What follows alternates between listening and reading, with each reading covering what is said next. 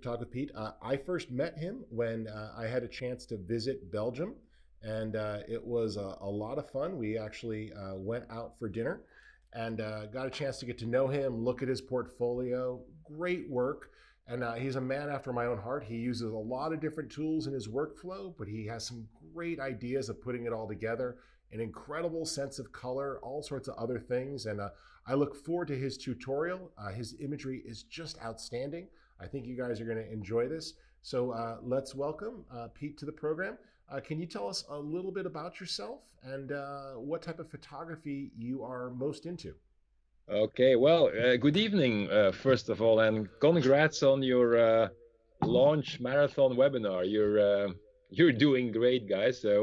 Um, yeah, I'm a Belgian freelance photographer. I mostly, when I get a chance, I try to do travel photography. So that's my number one love, I'd say. But I don't always get to travel that much. So when I don't travel geographically, I kind of like to travel back in time, and that's when I do a little bit of urbex exploring back in Belgium and the neighboring countries. And we are blessed because we have lots of abandoned factories from our coal mining days, and it's just fun to hang around. And I bring some models and we shoot over there. So that's what I do. Excellent. So V, I've got you up live here. Why don't you go ahead and tell us a little bit more about Pete? And I know you've had a chance to look at his photographs. Why don't you tell us a little bit more about him, and then we'll take a look at his video here in a few minutes. Great. Pete, I love your style of lighting. What kind of Thanks. brought you to that type of lighting? Sorry, how do I do it? Or Yeah. So yeah, I'm noticing it's unique. What? yeah. So well, I do basically I'm a bit of a masochist in the sense that I lug around a 6 pound flash with me, and that's basically how I get that look. So it's a rather powerful. It's a 600-watt second flash. So the one I'm using is by Godox, but I mean there's plenty of brands around. So and it's about the power of 8 speed lights. And so what I do is I use a fairly big modifier, like a 40 or 50-inch octa. And then I generally will put that light very close to my subject. And so what you get is, even in the middle of a scorching Indian sun, you can, because you put your light so close, you can really underexpose the background, so you get detail in the sky. And then I will generally use a very shallow depth of field, like f2 or something, and then I'll just bring in that light, and that gives a really dramatic look, which I really like. And then you add some post processing, and you can really make an image sing that way. Yeah, that was the first thing I noticed. I loved what you do with the lighting. How it was nice and soft, and I knew you used a lower shallow depth of field because you could see just how everything shapes and forms. Now, Yeah, and it helps that I also recently have been using a medium format camera, so that also helps to get that kind of 3D look. But you can get 90% of that look with just any camera and a fast prime portrait lens as well. So now, how do you use Luminar in your workflow? well, I mean, I use it in all kinds of ways.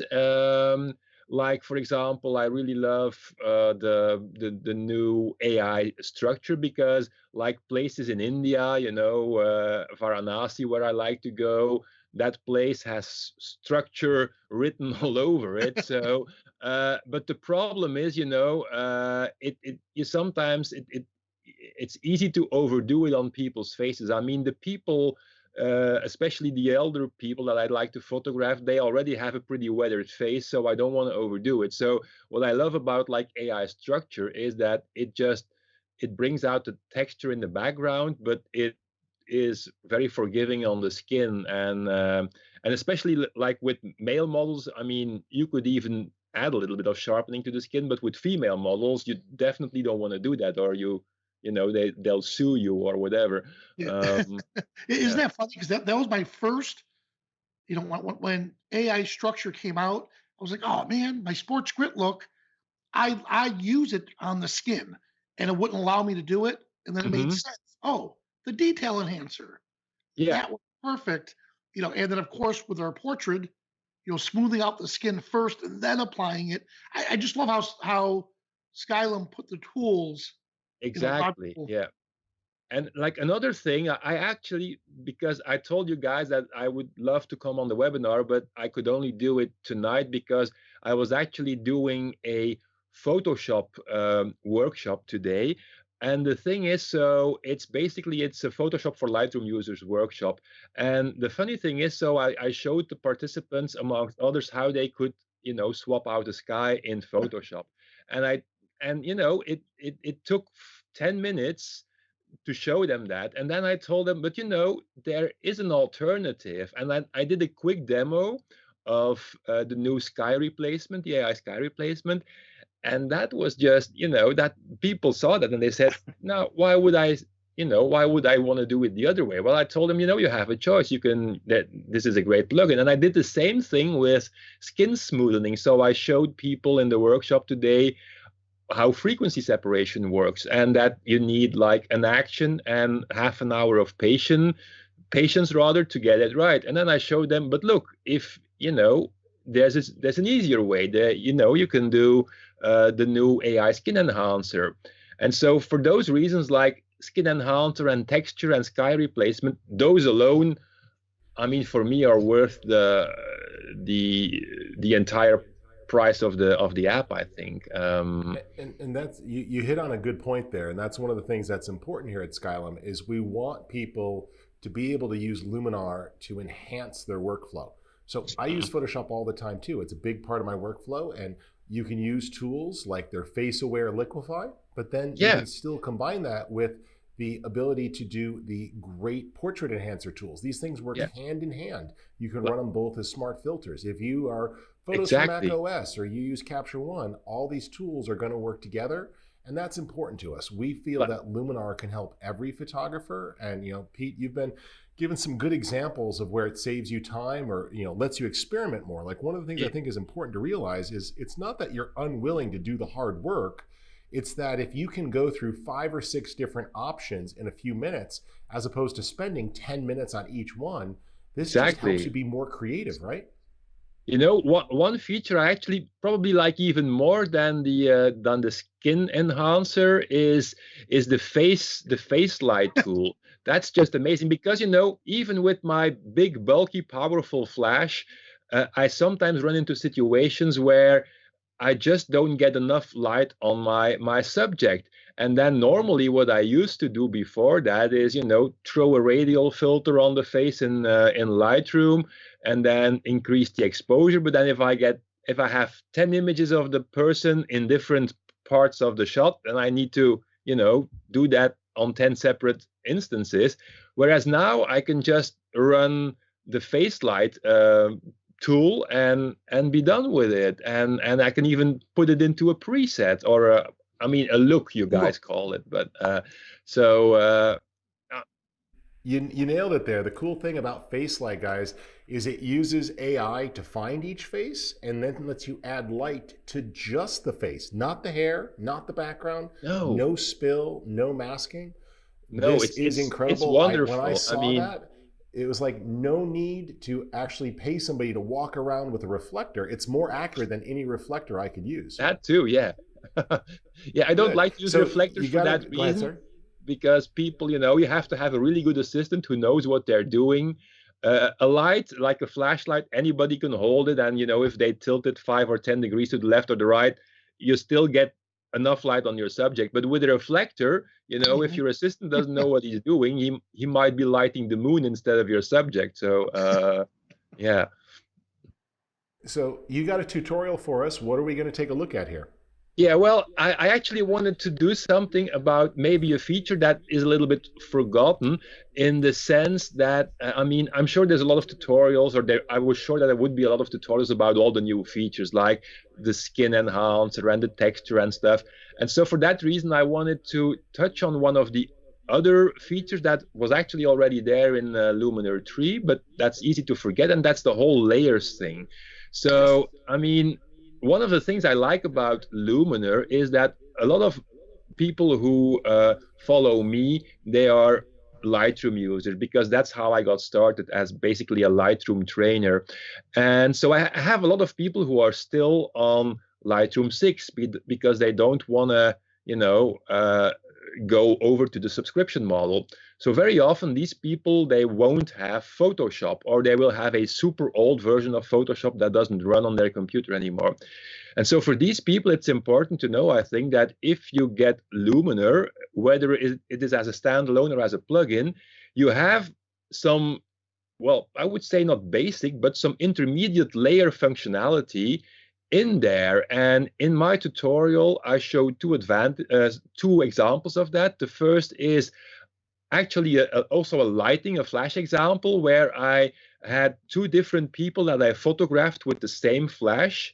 And then I'm going to show you how you can combine those two shots in Luminar with basically two layers and a layer mask. And then the other one is how you can use a texture in Luminar and then make use of the blending modes that are also in the layers functionality, and then overlay that texture over any image, and then use a layer mask to mask it out and use a blending mode. So that was my, or that'll be my video for this marathon session. Excellent. Excellent. So let's have a look at that, and then we'll come back and we'll tackle any of the questions. Feel free to put questions into the chat pod, guys, and we'll tackle them afterwards. But let's have a look at Piet's workflow. Here we go. Okay, thanks.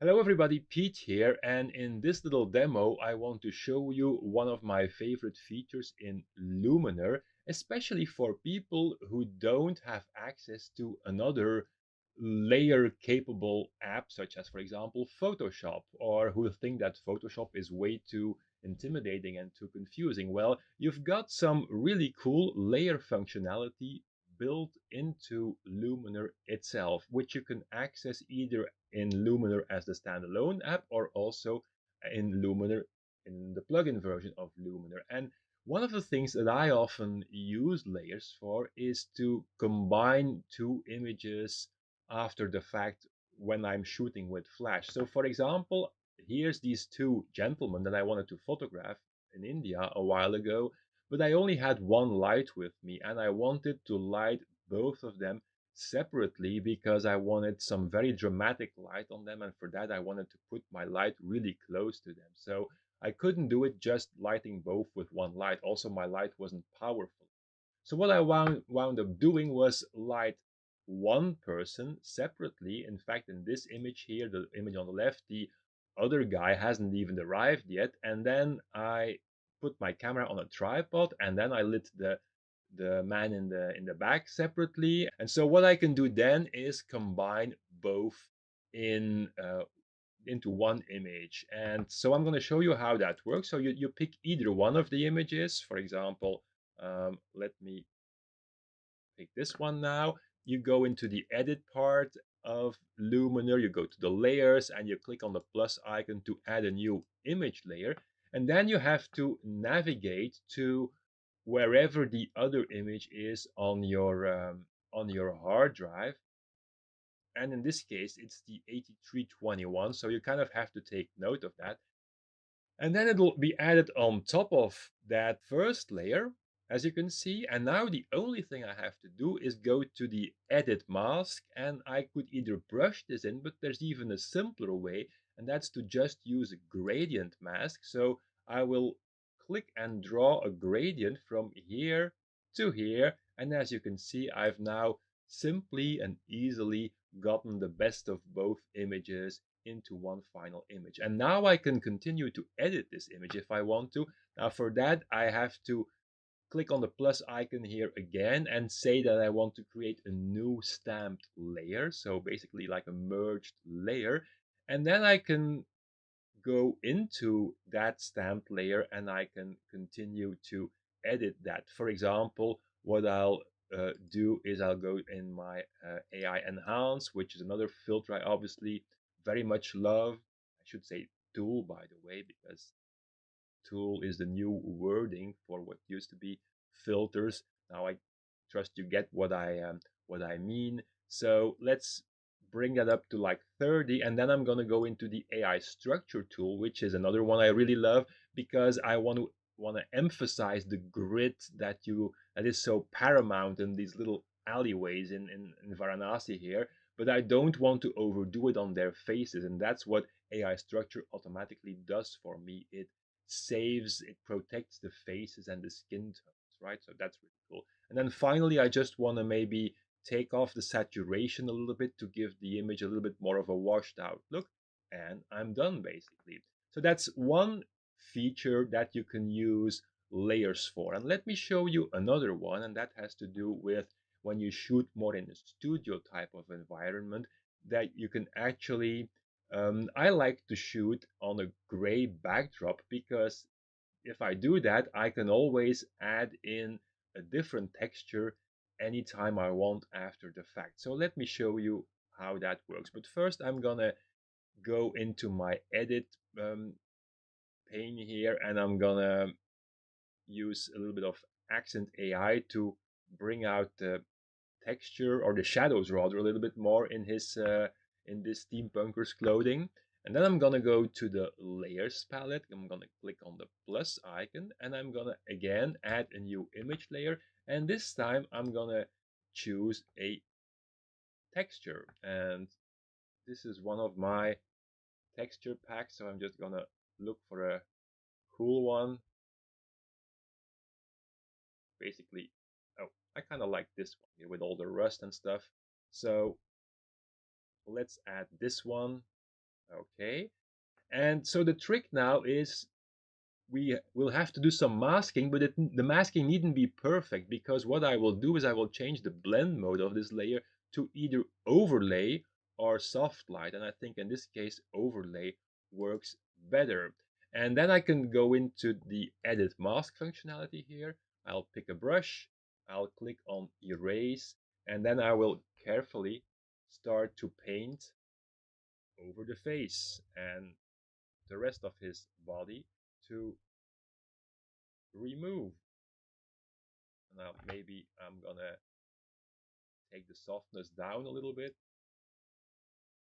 like that. And so I'm not gonna bother you with doing this really on the entire image, but it's just so you get the idea of how this works.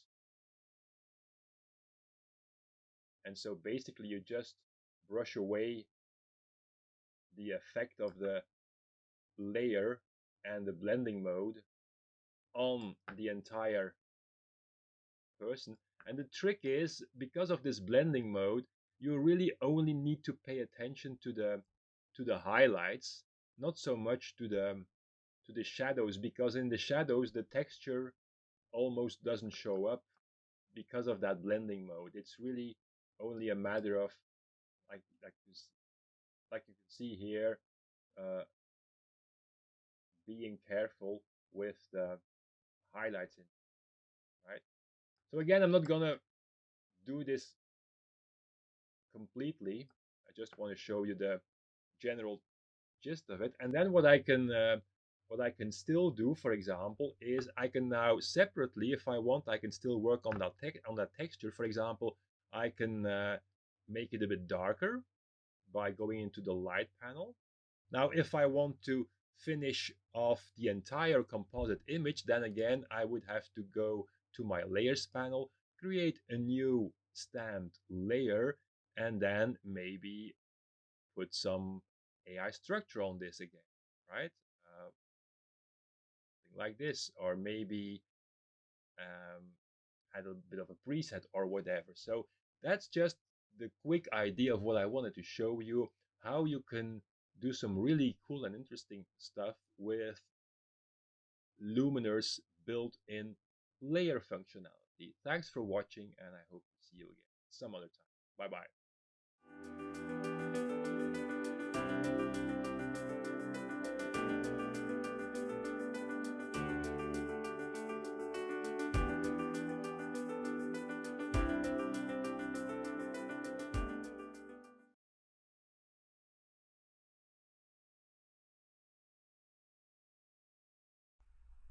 Thank you, Pete, for that. That's excellent tutorial. I know Vanelli's got a couple more questions for you. For those of you that are at home watching, we have a quick survey you could take at luminar.tips/t-shirt. And this will let you enter in for a chance to win one of our brand new My Photography Elevated shirts. And you can check this out. I'm actually going to hold one up here so you can see what it's like. So pretty cool shirt. Let me just take a punch in here.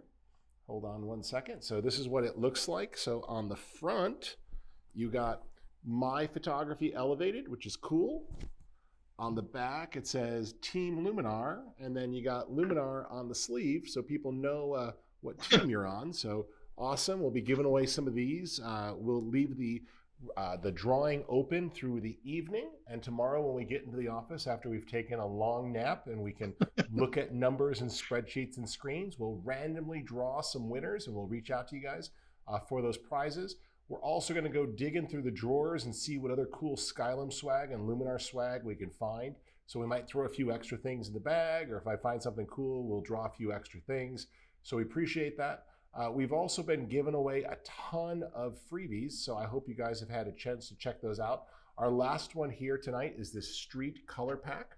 If you scroll through the comments on the videos, you'll find looks from Scott Kelby.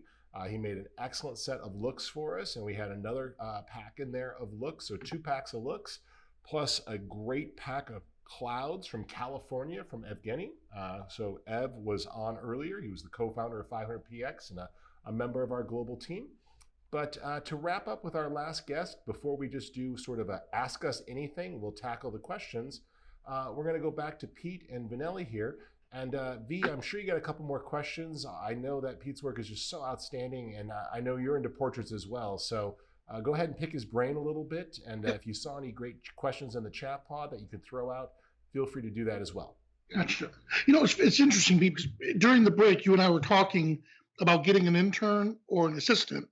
Yeah. And you went right to, your mind went right to the business side. My mind went right to them learning to hold the light for you. Because I mean, look at these images. This is on your Instagram, right? Yeah, this is, show us these images. people wanna follow me. The easiest way is to go to Instagram, and then it's MTWPIET. I really should look for a more international sounding handle, but that's just what it is. MTWPIET. Yeah, and so that's basically kind of the look that I'm making. So that's the one you kind of referred to, I think. That's like the super shallow depth of field. The left eye or his right eye is already getting out of focus. But that's, so yeah, actually, well, the reason I went to the assistant and maybe to take more care of the business part and the marketing is that it would give me more time to create images, which is what I like to do best, and to process images, which I also like a lot to do. But I hate all the the administrative stuff because I we're creative, so I mean, doing my taxes, that's not fun, but it needs to be done, or you get fined. So yeah. But I'm sure that if you put a request out that you want somebody to follow and shadow you, you're going to get a ton of people wanting to learn your style, and in exchange, they'll carry all your gear. They'll make sure the lights are set up properly. But a lot of the stuff that you're doing, it's awesome. Keep up the great job. Thank you. Yeah. So and Skylum helps in the finishing touches, the looks and everything. So that's I like to process as much as I like to photograph. So yeah, it's a nice combination. That's great. And again, that's where the creative part comes in. And you, like you said earlier, with the software, a lot of the editing you're doing is a lot faster, and it's a lot easier than in the past. And it just opens up a lot of stuff that we can do. I was just telling in my workshop today that I am old enough to remember the days of Photoshop before there were even layers. So you were doing a composite, you had a copy of whatever you wanted to composite, you pasted it, and boom, the underlying pixels were gone. So you had to make sure it was right from the start. I mean, if you see the luxury we have today with artificial intelligence powered tools. It's just crazy, and it, you know, and I'm already wondering what you guys will come up with for Luminar 5. uh, but it's just amazing. If you see also the upgrade from 3 to 4, uh, it's really a no-brainer, I think. So yeah. Well, that's great. Great to hear from both of you, and this is awesome, Piet. I know it's late for you. It's late for us too, at least for me. But I signed up for this. You volunteered, so Yeah. again, it's great to see you. I enjoyed getting to know you better last time I had a chance to visit Belgium. Do you have any advice on cool things for people to photograph in Belgium if they ever visit your country that they might not know about? Oh yeah, well, obviously we have these great medieval cities. Like I live in one, Ghent. Most of people know probably Bruges, which is like the quintessential medieval city. But Ghent is also really nice. We have a kind of a weird capital, which Brussels, which has by some American presidents be referred to as well, I won't repeat the term here because it's probably but anyway, so but it's a really it's a fun capital because it's very great for street photography. You've got, you know, a very gritty side to it, but you've got also got like beautiful Baroque and Renaissance buildings in it. So that's nice to visit. And then in the south of the country, we have beautiful forests, and we have a lot of urbex places. So like abandoned factories, steel factories, you know, you name it. And that's also, I mean, there's people coming from Germany, from Sweden, from England to our country because we have this, you know, all these historic landmarks that are abandoned and that are now great for photography. Wow. Excellent. Well, it's great to hear from you again, and really appreciate you offering some practical advice. So, Piet, thanks again for tuning in, and I'm going to bring Vanelli back on, and we're going to tackle a bunch of questions. We're going to get through as many of these questions as we can, but a big thank you. And Piet, where can people, what's your website again if they want to dig in more? So, well, the website is www.morethanwords, like the song by Extreme, if you're old enough to remember that. So morethanwords.be. And the Instagram is instagram.com/mtwpiet.